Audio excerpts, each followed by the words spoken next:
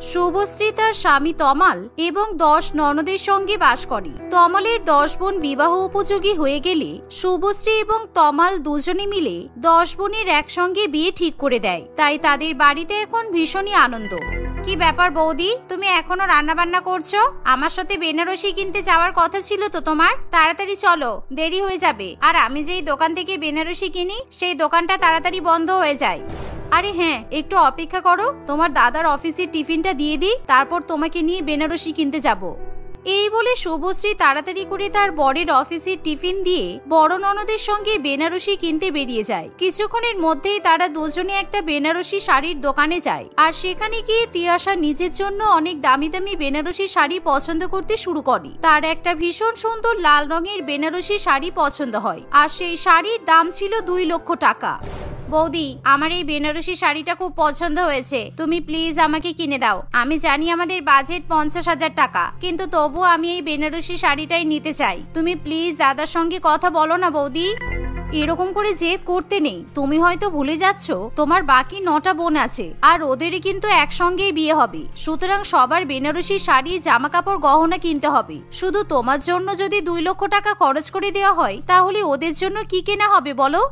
তিয়াশা তার বৌদির কোনো কথা শোনে না। সে জেদ ধরে বসে থাকে সেই 2 লক্ষ টাকা দামের বেনারসি শাড়ি কেনার জন্য। তাই শুভশ্রী বাধ্য হয়ে তমালকে ফোন করে, আর তমাল তার ব্যাংক অ্যাকাউন্টে 2 লক্ষ টাকা পাঠিয়ে দেয়, যার ফলে শুভশ্রী তার বড় ননদকে সেই দামি বেনারসি শাড়ি কিনে দেয়। আর একই সঙ্গে শুভশ্রী তার বাকি ননদদের জন্য বিয়ের বেনারসি শাড়ি কিনে ফেলে। আর তারা যখন শপিং করে বাড়িতে ফিরে আসে, তখন শুভশ্রীর বাকি ননদ মুখ ভারী করে বসে থাকে, কারণ আজকে তাদের সঙ্গে শুভশ্রীর গহনা কিনতে যাওয়ার কথা ছিল। বৌদি, তুমি আমাদেরকে না জানিয়ে দিদিকে নিয়ে বেনারসি শাড়ি কিনতে চলে গেলে, আর আমাদের শপিংটা কি হবে? তুমি সবসময় তোমার বড় ননদকে একটু বেশিই ভালোবাসো, তাই না? আর তোমার কিন্তু আজকে আমার মুখে ব্রাইডাল ফেসিয়াল করে দেওয়ার কথা ছিল, তুমি সেটাও ভুলে গেছো। আমি সেই কখন থেকে তোমার জন্য অপেক্ষা করছি, আর আজকে থেকে আমি যদি ফেসিয়াল না করি, তাহলে তো আমার মুখে ব্রাইডাল গ্লো আসবে না। এরকম ব্যাপার নয়, আসলে তোমাদের বিয়ে একসঙ্গে পড়েছে তো, তাই আমি কোন দিকে যাব বুঝতে পারছি না। চন্দ্রিমা, তুমি চিন্তা করো না, তোমাকে নিয়ে আমি কিছুদিন পরেই গহনা কিনতে যাব। আর শালু, কালকে তোমাকে আমি অবশ্যই ফেসিয়াল করে দেব। আর এখন দেখো, আমি তোমাদের জন্য বিয়ের বেনারসি কিনে এনেছি। শুভশ্রীর কোনো কথাই তার বাকি ননদরা শুনতে চায় না। চন্দ্রিমা তার বৌদির কাছে জেদ করতে শুরু করে যে সেদিনই তাকে নিয়ে বিয়ের গহনা কিনতে যেতে হবে, কারণ বিয়ের দিন সোনার গহনা পরা সব মেয়েদেরই শখ। অন্যদিকে বাকি বোনেরাও তাদের বেনারসি শাড়ি দেখে মোটেই সেই শাড়ি পছন্দ করে না, কারণ সবার থেকে তিয়াশার বেনারসি শাড়িটা অনেক সুন্দর ছিল। আমি এসব ফালতু বেনারসি শাড়ি দেখতে চাই না। আমাদের কারোর এরকম কম দামি বেনারসি শাড়ি পছন্দ হয়নি। এক বোনের জন্য দামি শাড়ি আর অন্য বোনেদের জন্য কম দামি শাড়ি, এসব আমরা মানবো না। আর আমি আজকে গহনা কিনতে যাব মানে আজকেই কিনতে যাব। দেখো চন্দ্রিমা, আসলে আজকে বেনারসি শাড়ি কিনতে গিয়ে তোমার দাদার অনেক টাকা খরচ হয়েছে। তোমার গহনার ভাগের জন্য যে টাকাটা রাখা ছিল, সেটা তোমার বড়দির বেনারসি শাড়িতে ব্যবহার হয়েছে। তাই তুমি আর কয়েকটা দিন অপেক্ষা করো, এই কিছুদিনের মধ্যেই তোমার দাদা টাকা জোগাড় করে তোমাকে ভালো ভালো সোনার গহনা কিনে দেবে।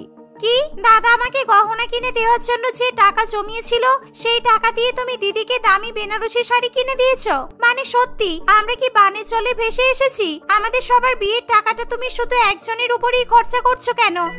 এই বলে চন্দ্রিমা হঠাৎই কাঁদতে শুরু করে, আর সে কাঁদতে কাঁদতে ঘরে চলে যায়। অন্যদিকে শুভশ্রীর বাকি ননদরাও তার উপর প্রচন্ড পরিমাণে রাগ করে। আর এমন সময় সব বোনেদের মধ্যে কে বেশি দামি জিনিস কিনবে তাই নিয়ে একটা ঝামেলা সৃষ্টি হয়। তোরা দেখেছিস, চন্দ্রিমাদির গহনার টাকা বড়দির শাড়ির উপর খরচ করা হয়েছে। তাহলে আমাদের কপালে তো কিছুই জুটবে না। আমাদের মনে হয় ইমিটেশন পরেই বিয়ে করতে হবে, আর তার সাথে রইল এরকম কম দামি বেনারসি। ননদের মুখে এরকম কথা শুনে শুভশ্রীর ভীষণ পরিমাণে খারাপ লাগে, কারণ সে তার ননদের মন জুগিয়ে চলতে পারে না। একজনকে একটু বেশি কোনো জিনিস কিনে দিলেই অন্য ননদ রাগ করতে শুরু করে। এভাবেই দেখতে দেখতে কিছুদিন কাটে, আর একদিন শুভশ্রী ক্যাটারিং সার্ভিস বিমলকে তাদের বাড়িতে ডাকে। দেখুন দাদা, আমার 10 ননদের কিন্তু একসঙ্গে বিয়ে, তাই খাবার দাবারের ব্যবস্থা খুব ভালো করতে হবে। Fish fry, mutton cutlet, mutton কষা, ফ্রাইড রাইস, বিরিয়ানি, কোনো কিছু যেন বাদ না যায়, কারণ আমার সব ননদ মাছ মাংস খেতে খুব পছন্দ করে। শুভশ্রী ক্যাটারিং সার্ভিসের লোকেদের সঙ্গে কথা বলছে এমন সময় তার ননদেরা সেখানে চলে আসে আর বিয়ের খাওয়া দাওয়ার মেনু নিয়েও তাদের মধ্যে ঝামেলার সৃষ্টি হয়। বৌদি, আমার বিয়েতে যেন চিংড়ি মাছের পাতুরি রান্না হয়, কারণ আমি চিংড়ি মাছ খেতে খুব ভালোবাসি। চিংড়ি মাছের পাতুরি না হলে কিন্তু আমি বিয়ের দিন কোনো মতেই খাওয়া দাওয়া করব না। আর আমি আমার বরের সঙ্গে রোজ গল্প করি, ও চিংড়ি মাছ খেতে ভালোবাসে। বিয়ের বেনারসি শাড়ি থেকে শুরু করে খাওয়া দাওয়ার মেনুতে তোর কথা চলবে না। চিংড়ি মাছ কেউ খায় না, ওটা তো জলের পোকা। আর বৌদি, আমার কিন্তু ভেটকি মাছের পাতুরি খেতে ভালো লাগে, তাই তুমি এই দাদাকে বলে দাও বিয়েতে যেন ভেটকি মাছের পাতুরি রান্না করা হয় আর চিংড়ি মাছ যেন মোটেই না থাকে।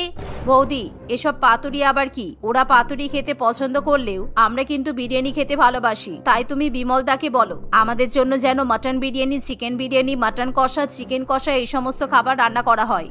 এভাবে খাওয়া দাওয়া নিয়ে 10 বোন যখন নিজেদের মধ্যে ঝামেলা করে তখন শুভশ্রী কোনো মতে সেই ঝামেলা থামায়, কারণ সে প্রত্যেকের মন জুগিয়ে চলার চেষ্টা করে। আর সেই জন্য শুভশ্রী বিমলকে সব ধরনের খাবারের অর্ডার দিয়ে দেয়। আর সেই খাবারের মধ্যে ভেটকি মাছের পাতুরি, চিংড়ি মাছের পাতুরি, চিকেন বিরিয়ানি, মাটন বিরিয়ানি সবকিছুই থাকে। আর এরকম ভাবে সবার মন পছন্দের খাবার আইটেম মেনুতে রাখতে গিয়ে অনেক টাকা খরচা হয়। দিদি, আপনার ননদের বিয়ের জন্য আমি প্লেট বাবদ 2000 টাকা ধরেছিলাম, কিন্তু এখন আপনারা যে পরিমাণে খাবার আইটেম বাড়িয়ে দিলেন তাতে কিন্তু প্রত্যেক প্লেটে 5000 টাকা খরচা হবে। সুতরাং যেই বাজেট আগে 6 লক্ষ টাকা ছিল সেটা এখন 10 লক্ষ টাকা গিয়ে দাঁড়িয়েছে। এত টাকার কথা শুনে শুভশ্রী ভীষণ পরিমাণে ভয় পেয়ে যায়, কারণ ইতিমধ্যে 10 ননদের বিয়ে উপলক্ষে তাদের লক্ষ লক্ষ টাকা খরচ হয়ে গেছে। আর এখন খাওয়া দাওয়ার উপর এত খরচ হবে সেটা ভেবেই শুভশ্রীর মাথা খারাপ হয়ে যায়। কিন্তু শুভশ্রী এবং তমালের কিছু করার থাকে না। আপনি টাকা নিয়ে চিন্তা করবেন না, টাকার ব্যবস্থা হয়ে যাবে। আপনি খাবারের ব্যবস্থা করুন, সবাই যেন ভালো করে খেতে পারে, কারণ বিয়ে বাড়ি তো আর বারবার আসবে না। বিয়ে হয়ে গেলে আমার 10 ননদই শ্বশুর বাড়িতে চলে যাবে, সুতরাং আমি চাই না ওদের কোনো ইচ্ছা অপূর্ণ থাকুক। শুভশ্রীর কথা শুনে তার ননদেরা ভীষণ পরিমাণে খুশি হলেও তমল যখন বাড়িতে ফিরে আসে তখন সে শুভশ্রীর উপর প্রচন্ড পরিমাণে রেগে যায়। আমি কোথা থেকে অত টাকা জোগাড় করবো বলো তো? এখন আমার অফিসের প্রমোশনও হয়নি, তার উপর আমি অফিসের প্রাইভেট ফান্ড থেকে লোনও নিয়ে যাচ্ছি। এত লোন আমাকে অফিসার দেবে না। 10 জন বোনের একসাথে বিয়ে দেওয়া মানে খুব কষ্টকর ব্যাপার। চুপ করো, এত জোরে জোরে বলো না, কারণ তোমার বোনেরা শুনতে পেলে খারাপ ভাববে। আর একদম চিন্তা করবে না তুমি, আমার বিয়ের যে গহনাগুলো আছে সেই গহনাগুলো বিক্রি করলে অনেক টাকা হয়ে যাবে, তাই তুমি গহনাগুলো বিক্রি করে দাও, কিন্তু আমার ননদের বিয়েতে যেন কোনো সমস্যা না হয়। শুভশ্রী এই কথা বলে আলমারি থেকে সব গহনা বের করে তমালের হাতে দিয়ে দেয়। আর তমালের অনিচ্ছে থাকা সত্ত্বেও সেই গহনা বিক্রি করতে সে বাধ্য হয়। আর একদিন 10 বোন তাদের দাদা বৌদির কাছে গিয়ে বলে, দাদা, তুই কি এটা ঠিক করলি? আমি তোকে কবে থেকে বলছি আমার শ্বশুর বাড়িতে গিজার, ওয়াশিং মেশিন কিছুই নেই, আর এগুলো না থাকলে শীতকালে শ্বশুর বাড়িতে গিয়ে আমার তো খুব কষ্ট হবে, তাই তুই ইমিডিয়েটলি এগুলো কিনে আমার শ্বশুর বাড়িতে পাঠিয়ে দে। তুই চিন্তা করিস না, আমি যখন বলেছি আমি তো শ্বশুর বাড়িতে গিজার, ওয়াশিং মেশিন পাঠিয়ে দেবো, তার মানে আমি ঠিক সময় মতোই সবকিছু পাঠিয়ে দেবো। আর দাদা, আমার বর যে তোর কাছে 4 চাকা গাড়ি চেয়েছিল, কারণ ট্রেনে করে অফিসে যেতে ওর খুব কষ্ট হয়, আর বিয়ের পর আমি বাপের বাড়িতে এরকম ট্রেনে করে আসতেও পারবো না, তাই তুই ওদেরকে 4 চাকা গাড়ি কিনে পাঠিয়ে দে। দাদা, তুই যখন তোর সব বোনকে কিছু না কিছু যৌতুক দিচ্ছিস, তাহলে তুই আমার জন্যও কিছু পাঠিয়ে দে। তুই বরঞ্চ একটা কাজ কর, বৌদির বাবা বিয়ের সময় তোকে একটা 50,000 টাকা দামের হাত ঘড়ি উপহার দিয়েছিল না, তুই সেই ঘড়িটা আমার বরকে দিয়ে দিবি। 10 জনের মুখে এরকম কথা শুনে শুভশ্রী এবং তমালের ভীষণ পরিমাণে খারাপ লাগে, কিন্তু তারা হাসি মুখে সমস্ত কিছু সহ্য করে। এভাবেই দেখতে দেখতে কিছুদিন কাটে আর সারা বাড়ি বিয়ের আনন্দে মেতে ওঠে। কিন্তু অন্যদিকে টাকা জোগাড় করতে করতে শুভশ্রী এবং তমালের চোখের তলায় কালি পড়তে শুরু করে। 10 জনের বিয়ের জন্য সুন্দর করে মেহেন্দি অনুষ্ঠানেরও আয়োজন করা হয়। আমাদের মেহেন্দি অনুষ্ঠানটা আজকে খুব ভালো হয়েছে, কালকে গায়ে হলুদের অনুষ্ঠান ঠিক এরকম ভাবেই করব। ফটোগ্রাফার দাদা, আপনি কিন্তু কালকেও সকাল সকাল চলে আসবেন, আপনার যা টাকা লাগবে আমার দাদা বৌদি আপনাকে দিয়ে দেবে।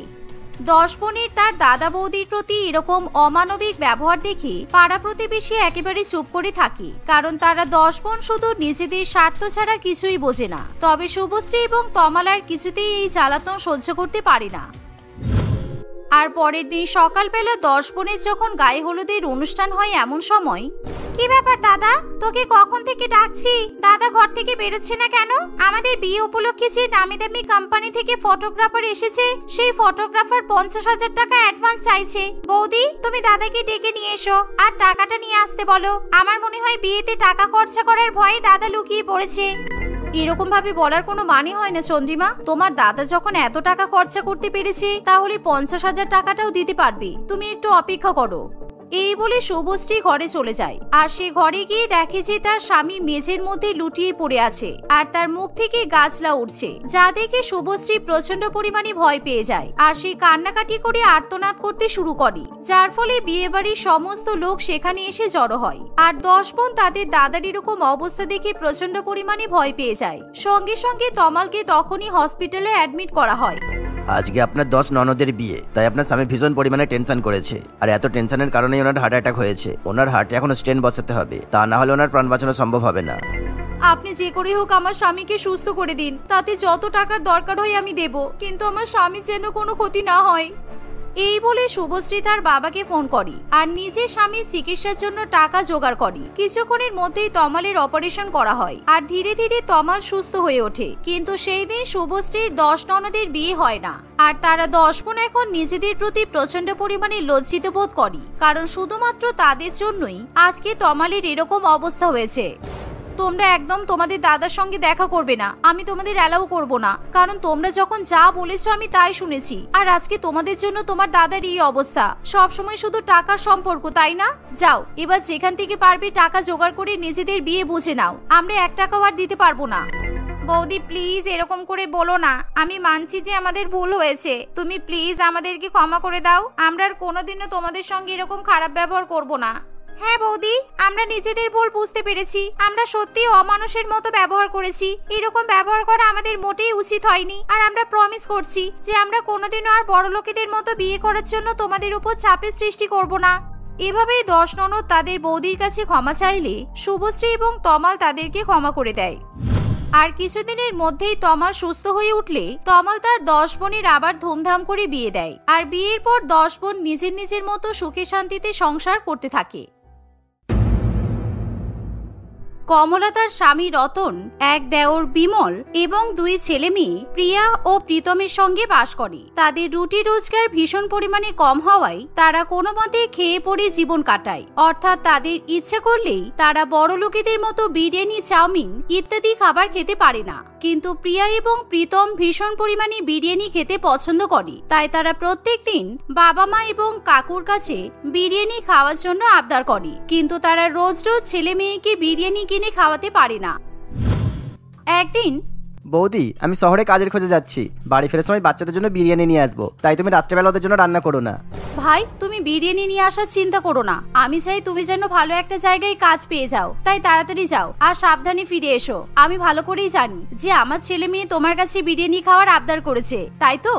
কমলার কথা শুনে বিমল হেসে ওঠে, কারণ সত্যিই বিমল শহরে যাওয়ার সময় যখন রেডি হচ্ছিল তখন প্রীতম এবং প্রিয়া তাদের কাকুর কাছে পৌঁছে যায়। কারণ তারা দুজনেই ভালো করেই জানি শহরে খুব ভালো বিরিয়ানি পাওয়া যায়। আর মা এবং বাবাকে বললে তারা যেহেতু বিরিয়ানি কিনে এনে দেয় না, তাই কাকুই হলো তাদের রক্ষাকর্তা। তাই তারা দুজনেই বিরিয়ানি খাওয়ার আবদার করতে শুরু করে। কাকা কাকা তুমি আমাদের জন্য বিরিয়ানি নিয়ে আসবে, তুমি তো শহরে যাচ্ছ, আর আমি জানি শহরে খুব সুন্দর সুন্দর মটন বিরিয়ানি আর চিকেন বিরিয়ানি পাওয়া যায়, আমার স্কুলের বন্ধুরা গল্প করে। হ্যাঁ কাকু, আমার বিরিয়ানি খেতে খুব ইচ্ছে করছে, তোমাকে কবে থেকে বলছি আমাদের জন্য বিরিয়ানি কিনে দিতে, কিন্তু তুমি তো আমাদের বিরিয়ানি কিনেই দাও না। এই গ্রামের বিরিয়ানি কেমন ভাত ভাত মনে হয়, ঠিক ভালো করে স্বাদ পাওয়া যায় না। শহরের বিরিয়ানি খেতে দারুণ হয়। আচ্ছা তোরা চিন্তা করিস না, আমি তোদের জন্য মটন বিরিয়ানি নিয়ে আসবো, আর রাত্রেবেলা আজকে তোরা বিরিয়ানিই খাবি। বিমলের কথা শুনে প্রিয়া এবং প্রীতম ভীষণ পরিমাণে খুশি হয়। আর এই কথা যখন বিমলের মুখে কমলা জানতে পারে তখন কমলা তার ছেলে মেয়ের উপর প্রচন্ড পরিমাণে রেগে যায়। একে বিমল টাকা রোজগার করে না, বেচারা কাজের সন্ধান করছে, তার উপর তাকে আবার বিরিয়ানি নিয়ে আসতে বলা হয়েছে। আর কমলা সেই সমস্যা বুঝতে পারলেও তার ছেলে মেয়ে কোনো রকম কিছু বুঝতে চায় না, কারণ তারা এখন ছোট। আর সারাদিন পেরিয়ে গেলে প্রিয়া এবং প্রীতম তার কাকুর জন্য অপেক্ষা করতে শুরু করে। কিছুক্ষণের মধ্যেই বিমল হাতে গরম গরম বিরিয়ানির প্যাকেট নিয়ে এসে উপস্থিত হয়। এই নে তোদের জন্য আমি আজকে গরম গরম বিরিয়ানি নিয়ে এসেছি, তোদের যত ইচ্ছা তোরা তত বিরিয়ানি খেয়ে নে। আর এবার থেকে আমাদের ঘরে প্রত্যেকদিন বিরিয়ানি রান্না হবে, গরিবের ঘরে রোজ রোজ বিরিয়ানি রান্না হবে, আর আমরা বিরিয়ানিই খাবো। বিমলের কথা শুনে তার পরিবারের সবাই প্রচন্ড পরিমাণে অবাক হয়, কারণ গরিবের ঘরে শহরের দামি বিরিয়ানি কিনে নিয়ে আসা কোনো মুখের কথা নয়। কি ব্যাপার বিমল, তোমাকে এত খুশি খুশি মনে হচ্ছে? আর আমরা প্রত্যেকদিন বিরিয়ানি খাবো মানে কিছু হয়েছে নাকি? না বৌদি, আমি শহরে যেখানে কাজ খুঁজতে গিয়েছিলাম সেখানেই কাজ পেয়ে গেছি, তাই তুমি একদম চিন্তা করো না। এখন দাদাকে আর একা সংসার চালাতে হবে না, আমিও সংসারে টাকা দেবো, আর আমার কাজের জায়গা থেকে ভালোই টাকা দেওয়া হবে, তাই আমরা প্রত্যেকদিনই বিরিয়ানি খাবো। এত খুশির খবর শুনে কমলা এবং রতন দুজনেই খুবই খুশি হয়। আর পরের দিন থেকে বিমল কাজে যাওয়া শুরু করে, আর প্রত্যেকদিন সে কাজ ফেরত সকলের জন্য গরম গরম বিরিয়ানি কিনে নিয়ে আসে, আর অনেকগুলো করে টাকাও নিয়ে আসে। প্রিয়া এবং প্রীতম মজায় মজায় প্রত্যেকদিন বিরিয়ানি খায়। একদিন, মা, প্রত্যেকদিন কাকু আমাদের জন্য শহর থেকে বড় বড় দোকানের বিরিয়ানি নিয়ে আসে, কিন্তু আমাদের এখন ইচ্ছা হয় যে তুমি আমাদেরকে বিরিয়ানি রান্না করে খাওয়াবে, তাই আমরা কাকুকে বলবো বিরিয়ানি রান্না করার জন্য সব জিনিসপত্র তোমাকে কিনে নিয়ে এসে দিতে। না রে, তোর কাকুকে আর কিছু বলতে হবে না, এমনিতেই বেচারা যেই টাকা রোজগার করছে সেই টাকা দিয়ে প্রত্যেক দিন তোদের জন্য বিরিয়ানি কিনে নিয়ে আসছে, আর রোজ রোজ এভাবে বিরিয়ানি খাওয়া ঠিক নয়। তোরা এভাবে তোদের কাকুকে আর বিরক্ত করিস না। কমলার কথা শুনে প্রিয়া এবং প্রীতমের ভীষণ খারাপ লাগে, কিন্তু বিমল সেই কথা শুনে ফেলে, আর সে কাউকে কিছু না জানিয়েই বাজারে চলে যায় এবং বাজার থেকে অনেক চিকেন, মাটন এবং বিরিয়ানি রান্না করার অন্যান্য সামগ্রী কিনে নিয়ে আসে। তাকে এত বেশি পরিমাণে বাজার করতে দেখে রতন এবং কমলা দুজনেই খুবই অবাক হয়। কি ব্যাপার ভাই, এত সকালবেলা এত দামি দামি বাজার করে নিয়ে এলি? তুই তো সবেমাত্র কাজ পেয়েছিস, টাকাগুলো এইভাবে নষ্ট করিস না, একটু জমাতে শেখ, কারণ তোর কিন্তু এখনো বিয়ে হয়নি। আরে জমিয়ে কি হবে, টাকা টাকা তো হাতের ময়লা, রোজগার করছি, খরচা করবো। আর আমার একমাত্র ভাইপো ভাই যে গরম গরম মটন বিরিয়ানি খেতে চেয়েছে, সেই জন্য আমি বাজার করে নিয়ে এসেছি। বৌদি আজকে সবার জন্য মটন বিরিয়ানি রান্না করবে, তার সাথে চিকেন চাপ। কিন্তু ভাই, আমরা রোজ বিরিয়ানি খাচ্ছি, আমাদের রোজ বিরিয়ানি খাওয়ার মতো ক্ষমতা নেই, তুমি একটু বোঝার চেষ্টা করো। আর কিছুদিনের মধ্যে আমরা সবাই বড়লোক হয়ে যাব, তখন আমাদের ক্ষমতা হয়ে যাবে, তাই আগে থেকে অভ্যাস থাকা ভালো। সুতরাং আমরা প্রত্যেক দিনে বিরিয়ানি খাবো, আর আজকে তুমি পারলে পাড়ার লোকদেরও বিরিয়ানি খাইও, কেননা আমি তো চাকরি পেয়েছি আর ওদেরকেও তো খাওয়ানো দরকার। আর যখন চাকরি করতাম না তখন তো আমাদেরকে বিরিয়ানি খাইয়ে অনেক অপমান করেছিল, তাই আজকে বিরিয়ানি খাইয়ে বুঝিয়ে দেবো যে আমি কিছুদিনের মধ্যে ওদের থেকে বেশি বড়লোক হয়ে যাব। এই বলে বিমল ঘর থেকে বেরিয়ে যায়, আর কমলা বেশি বেশি করে সকলের জন্য মটন বিরিয়ানি এবং চিকেন চাপ রান্না করে। কমলা পাড়ার লোকেদের গিয়ে বিরিয়ানি এবং চিকেন চাপ দিয়ে এলে তারা অত্যন্ত অবাক হয়, কারণ যারা কিছুদিন আগে সিদ্ধ ভাত খেয়ে বেঁচে থাকতো তাদের বাড়িতে এখন প্রত্যেকদিন বিরিয়ানির গন্ধ পাওয়া যায়। এভাবেই কমলার পরিবার প্রত্যেকদিন মজা করে বিরিয়ানি খায়। দেখতে দেখতে কিছুদিন কাটে, আর এভাবে সময়ের সঙ্গে সঙ্গে তাদের প্রত্যেকদিন বিরিয়ানি খাওয়ার অভ্যাস হয়ে যায়। আজকে আমরা আর বাড়িতে বিরিয়ানি খাবো না, চলো আমরা সবাই মিলে শহরে একটা রেস্টুরেন্টে যাই, আর সেই বড়লোক রেস্টুরেন্টে গিয়ে গরম গরম বিরিয়ানি খেয়ে আসবো। সত্যি কাকু, আমরা রেস্টুরেন্টে গিয়ে বিরিয়ানি খাবো? জানো কাকু, আমি না কোনোদিনও রেস্টুরেন্টে যাইনি, কি মজা, আমরা রেস্টুরেন্টে যাব, কি মজা, আমরা আজকে রেস্টুরেন্টে গিয়ে বিরিয়ানি খাবো। তাহলে আজকে আমরা আমাদের নতুন জামা কাপড়গুলো পরে নিই, চল দিদি, আমরা নতুন জামা কাপড় পরে বড় রেস্টুরেন্টে বিরিয়ানি খেতে যাবো। হ্যাঁ হ্যাঁ, যা তোরা সুন্দর করে তৈরি হয়ে নে, আর দাদা বৌদি তোমরাও রেডি হয়ে নাও, আমরা একটু পরে বিরিয়ানি খেতে চলে যাব। আর আমি গাড়িও বলে দিয়েছি, গাড়ি এসে বাড়ি থেকে আমাদের সবাইকে বিরিয়ানি খেতে নিয়ে যাবে। ভাই, তোমাকে বললে তো তুমি কথা শোনো না, তুমি কেন প্রত্যেকদিন বিরিয়ানি খাওয়া নিয়ে এত বাড়াবাড়ি করছো? কারণ এমনিতেই পাড়ায় সবাই আমাদেরকে নিয়ে নানান রকম কথা বলছে। গরিবের ঘরে কিছুদিনের মধ্যে এত টাকা আসা আর প্রত্যেকদিন বিরিয়ানি খাওয়া কিন্তু দৃষ্টিকটু ব্যাপার, আর তুমি আবার গাড়িও বুক করে ফেলেছো। শোনো বৌদি, যখন আমরা খিদের জ্বালায় নুন ভাত খেয়ে থাকতাম তখন কিন্তু পাড়ার লোকেরা আমাদেরকে খাবার দিতে আসতো না, সুতরাং ওরা কি বলছে তাই নিয়ে আমি ভাবতে চাই না। আমি টাকা রোজগার করে আমি আমার পরিবারের উপর খরচা করছি, সুতরাং ওসব কথায় কান দিয়ে লাভ নেই, বুঝেছো? বিমল এই কথা বলে তার পরিবারের লোকেদেরকে চুপ করিয়ে দেয়, আর কিছুক্ষণের মধ্যেই গাড়ি চলে এলে তারা 5 জনে মিলে গাড়িতে চেপে বসে, আর কিছুক্ষণের মধ্যেই তারা শহরের একটি 5 তারা হোটেলে চলে যায়। এত বড় হোটেল তারা কোনোদিনও স্বপ্নেও দেখেনি। সেই হোটেলে বসে তারা গরম গরম বিরিয়ানি খেতে শুরু করে, আর সেই বিরিয়ানির স্বাদ একেবারেই আলাদা ছিল।